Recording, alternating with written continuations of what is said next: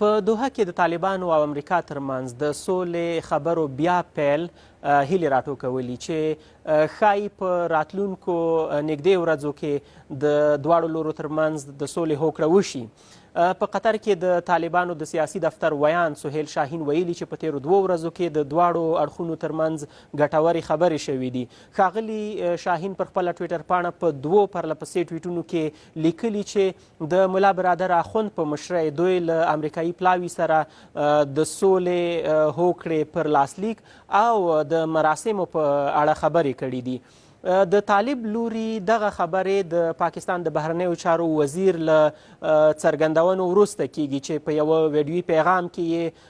ویلي چې د سولې په خبرو کې پرمختګ شوی او طالبان د تاوتریخوالي کمولو ته چمتو شوي دي. ښاغلي قریشي همداراز ویلي چې د افغانستان سوله د پاکستان او افغانستان دواړو هیوادونو لپاره ګټوره ده او دوی په دې برخه کې یعنی پاکستان په دې برخه کې تر ډیره خپل رول ادا کړی دی. د امریکا ځانګړي استازي زلمي خلیلزاد لا په دې اړه څه نه دي ویلي، خو په تیر کې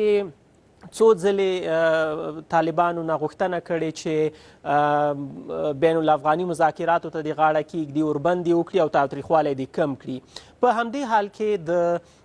افغان ولسمشر ویاند پر ټویټر نن هغه یو پوسټ کړی او ویلي دي چې سوله د افغانستان دولت او د افغانستان متحدینو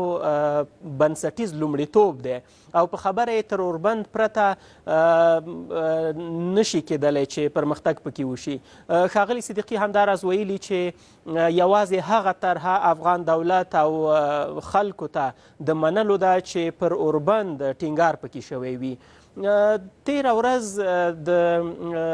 سولې په چارو کې د حکومت وزیر سلام رحیمي هم ورته څرګندونې کړي او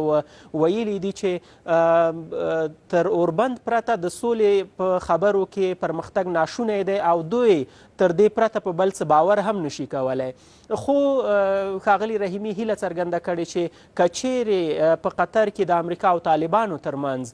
د سولې په خبرو کې پرمختګ کیږي نو دوی چمتو دي چې د خبرو لپاره یو پلاوی ورولېږي.